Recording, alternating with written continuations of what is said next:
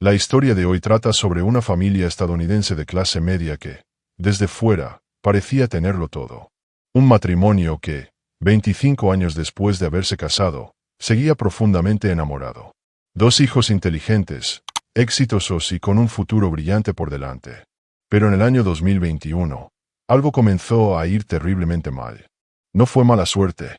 No fue una serie de coincidencias desafortunadas. Las desgracias de esta familia fueron provocadas por alguien que vivía entre ellos. Alguien que guardaba un secreto enorme. El comienzo. A principios de los años 90, una joven llamada Christina Alderson, de poco más de 20 años, trabajaba como gerente en una tienda minorista llamada The Boston Store, en Madison, Wisconsin. Poco después de su llegada, la tienda contrató a otro empleado para esa misma sucursal. Su nombre era Bartolomé Bard Alderson. Bart era 3 años menor que Christina y trabajaba como dependiente.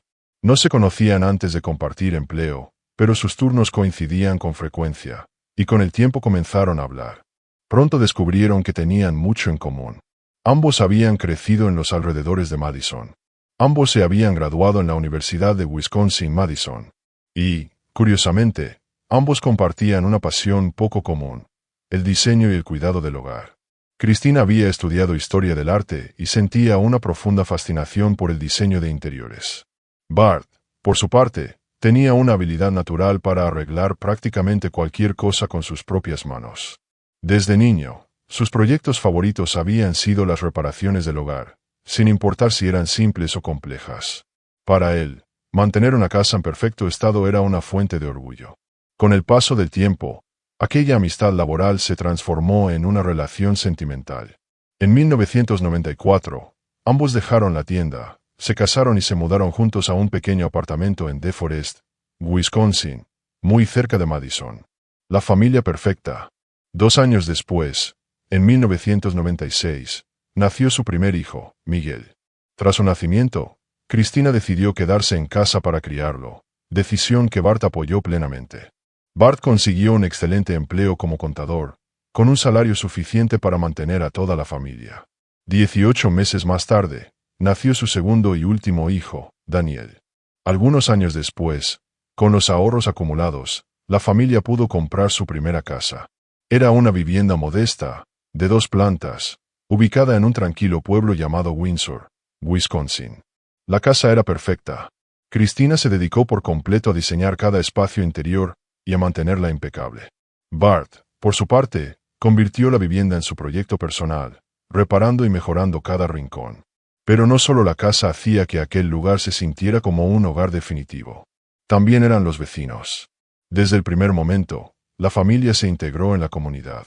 Actividades locales, asociaciones benéficas, grupos juveniles. Durante más de 2 décadas, la vida de los Alderson fue exactamente como cualquiera desearía. El éxito de los hijos. Para el año 2021, el hijo mayor, Miguel, tenía 25 años. Vivía solo, se había graduado de la universidad, tenía un excelente trabajo en el área de tecnología, estaba comprometido y a punto de comprar su propia casa. El menor, Daniel, tenía 23 años y aún vivía con sus padres. Estaba en su último año de universidad y ya había aceptado un empleo a tiempo completo en SpaceX, que comenzaría en Florida tras su graduación. Además, trabajaba medio tiempo en una empresa de seguros y dedicaba su tiempo libre como voluntario en el equipo de rescate acuático del Departamento de Policía de Madison. Todo parecía ir perfectamente. Hasta que, en junio de 2021, todo cambió. El accidente. A solo unas semanas de viajar a Florida, Daniel sufrió una caída brutal por una escalera. Golpeó su cabeza violentamente. Al principio, intentó convencerse de que estaba bien. Pero a lo largo del día comenzó a sentirse mareado, desorientado, y sus piernas empezaron a perder sensibilidad. Preso del pánico, acudió al hospital. Los médicos descubrieron una conmoción cerebral severa y una hemorragia interna en el cerebro, que probablemente requeriría cirugía en el futuro. El daño nervioso en las piernas parecía permanente. Daniel regresó a casa con un collarín cervical y un bastón, apenas capaz de caminar. Poco después, perdió el empleo en SpaceX. No podía viajar. La vacante fue ocupada por otra persona. El golpe emocional fue devastador, tanto para él como para su familia. Pero lo peor, aún estaba por venir. La cabaña. La familia poseía una pequeña cabaña en una zona rural llamada Whitelaque, al norte de Wisconsin. Había pertenecido a la familia desde la década de 1940. 2 semanas después del accidente de Daniel, una fuerte tormenta azotó la zona. Vecinos llamaron a Bart y Christina para informarles que la cabaña parecía dañada. Decidieron viajar el fin de semana del 4 de julio, aprovechando las celebraciones locales. La noche anterior al viaje, Daniel notó algo extraño. Sus padres empacaban grandes cantidades de dinero en efectivo y lingotes de plata. También dijeron que unos amigos los llevarían, pero nunca mencionaron quiénes. A la mañana siguiente, Daniel despertó y encontró la casa vacía. Sus padres habían desaparecido. Los autos seguían en el garaje, y nadie le había dicho nada. Daniel decidió no hacer más preguntas. Si sus padres no querían dar explicaciones, era asunto suyo. Bart y Christina terminaron de empacar y dejaron todas las maletas junto a la puerta principal. Poco después, cada uno se retiró a su habitación para dormir. A la mañana siguiente, viernes, 2 de julio, Daniel se despertó alrededor de las 6.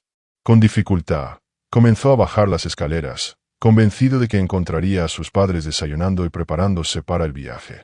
Pero al llegar abajo, la casa estaba completamente oscura. Vacía. Las maletas habían desaparecido. Daniel miró por la ventana, pensando que quizá estaban afuera esperando. No había nadie. Los autos de sus padres seguían en el garaje. Todo indicaba que habían sido recogidos por aquella pareja misteriosa. Sin decirle nada. La sensación fue inquietante, pero Daniel volvió a convencerse de que no significaba nada grave. Decidió ignorar el presentimiento y continuar con su día.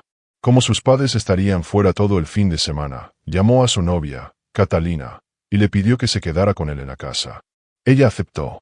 Debido a la lesión de Daniel, pasaron los días descansando, comiendo y viendo series. Todo parecía normal. Hasta el domingo por la mañana. Algo no estaba bien. Bart y Christina no habían llamado. No habían enviado mensajes. Nada. Cuando intentaban comunicarse con ellos, los teléfonos iban directamente al buzón de voz. La preocupación creció. Hasta que, esa misma tarde del domingo, 4 de julio, Christina finalmente envió un mensaje. Decía que habían llegado a Whitelaque, que el lugar estaba lleno de gente, que la señal era pésima y que se quedarían para el desfile. Regresarían el lunes por la noche o el martes por la mañana. El mensaje calmó todos los temores. Pero el lunes llegó. Y no volvieron. El martes, 6 de julio, tampoco. No llamaron. No escribieron. No dieron señales de vida. Ese mismo martes, el lugar de trabajo de Christina comenzó a llamar, preguntando por ella. Tenía turno asignado y nunca se presentó. Algo totalmente fuera de su carácter. Horas después, el empleador de Bart llamó con la misma pregunta. Ya no quedaban dudas. La mañana del miércoles, 7 de julio, Daniel denunció oficialmente la desaparición de sus padres. La policía de Windsor contactó a las autoridades de Whitelaque y envió a un equipo a revisar la cabaña. Bart y Christina no estaban allí. La cabaña parecía abandonada desde hacía meses. No había comida. No había señales de daños por tormenta. Las ventanas estaban intactas. Entonces surgió la pregunta inevitable. ¿Quién los había llamado para advertirles de un supuesto daño? ¿Y quién los había llevado hasta allí? El jueves, 8 de julio, desesperado, Daniel acudió a los medios locales. Pidió ayuda pública. Ese mismo día, recorrió el vecindario apoyándose en su bastón, preguntando casa por casa si alguna cámara de seguridad había captado la salida de sus padres. No hubo resultados. Pero esa tarde, la policía hizo un hallazgo que, en apariencia, parecía insignificante. En realidad, acababa de destruir toda la historia que Daniel había contado. 3 días antes. Para entenderlo, era necesario retroceder al 29 de junio de 2021. Ese día, Bart ya no pudo soportarlo más. Algo llevaba tiempo inquietándolo, y decidió enfrentarlo. Marcó un número. Un joven llamado Mark Hove contestó. Hablaron durante 17 minutos. Durante la primera mitad, Bart estuvo furioso. Agresivo. En la segunda mitad, su tono cambió por completo. Sonaba derrotado. Cuando la llamada terminó, Bart supo que tenía que convocar una reunión urgente y decirle a un grupo de personas lo que acababa de descubrir. La reunión se fijó para las 3 de la tarde del 1 de julio. El día antes del supuesto viaje a Whitelaque. Ese día, Bart trabajaba desde casa. Al ver la hora, comprendió que debía salir antes de lo previsto. Envió un mensaje a Daniel. Listo para ir cuando tú estés. Daniel sabía lo importante que era esa reunión. Aceptó acompañarlo. Minutos después, ambos bajaron al primer piso y caminaron hacia la puerta principal. Daniel iba detrás. Entonces ocurrió. Daniel tomó un rifle que había escondido en la planta baja. Apuntó a la espalda de su padre. Disparó. 2 veces. Bart cayó al suelo. Sin mostrar emoción, Daniel sacó su teléfono y envió un mensaje a su madre. El teléfono de papá no funciona. Escríbeme a mí. Luego añadió otro mensaje. Compra refrescos de camino a casa. Cristina respondió. Daniel solo necesitaba ganar tiempo. Todo lo que hacía tenía un único propósito: preparar la casa antes de que su madre regresara. Durante las siguientes horas, nadie sabe con certeza qué hizo. Pero los investigadores creen que escondió el cuerpo de su padre y trató de limpiar cualquier rastro de lo ocurrido. Después, simplemente esperó. A las 4:58 de la tarde, Cristina salió de su trabajo en el taller automotriz. Se detuvo en una tienda para comprar refrescos para su hijo. Entre las 5:15 y las 5:30, las cámaras de seguridad de los vecinos la grabaron entrando en su propio garaje. Minutos después, Cristina cruzó la puerta de la casa que había cuidado durante décadas. Y fue asesinada por su propio hijo. Con el tiempo, la verdad salió a la luz. Daniel llevaba años viviendo una mentira. Nunca se graduó de la universidad. Abandonó los estudios tras un solo semestre. Nunca trabajó en una empresa de seguros. Pasaba los días encerrado en su habitación jugando videojuegos. Nunca fue buzo de rescate para la policía. Ese equipo ni siquiera existía. Nunca tuvo un empleo en SpaceX. Jamás aplicó. Incluso su supuesta lesión era falsa. Un médico solo le habló de una posible conmoción leve, pero Daniel transformó eso en una discapacidad extrema para justificar por qué su trabajo nunca comenzaba. Para sostener su mentira, creó correos electrónicos falsos, identidades inventadas y conversaciones completas fingiendo ser personal de recursos humanos y asesores universitarios. Cuando su padre empezó a sospechar, Daniel fue aún más lejos. Compró un teléfono desechable y fingió ser un asesor académico, engañando directamente a Bart. Pero el 29 de junio de 2021, Bart decidió comprobarlo todo por su cuenta. Llamó a la universidad. Y en una conversación de 17 minutos, descubrió que su hijo había mentido sobre absolutamente todo. Ese fue el motivo de la reunión programada para el 1 de julio. Una reunión que nunca ocurrió. Daniel no canceló la reunión. No confesó. Eligió matar. Después, desmembró los cuerpos de sus padres, quemó partes de ellos en la chimenea de la casa y esparció los restos por parques, bosques y ríos cercanos. Incluso dejó parte del cuerpo de su padre detrás de la casa de los padres de su novia. Mientras tanto, inventó la historia del viaje a Huitelaque y del misterioso matrimonio. El error que lo destruyó fue un mensaje de texto. Un mensaje enviado el 4 de julio, supuestamente desde Huitelaque, diciendo que se quedarían para el desfile. Pero ese año, el desfile había sido el 3 de julio. La policía revisó los registros del teléfono. El mensaje se había enviado desde dentro de la casa. Durante el registro, encontraron el celular de Cristina escondido en el garaje, envuelto en papel de aluminio.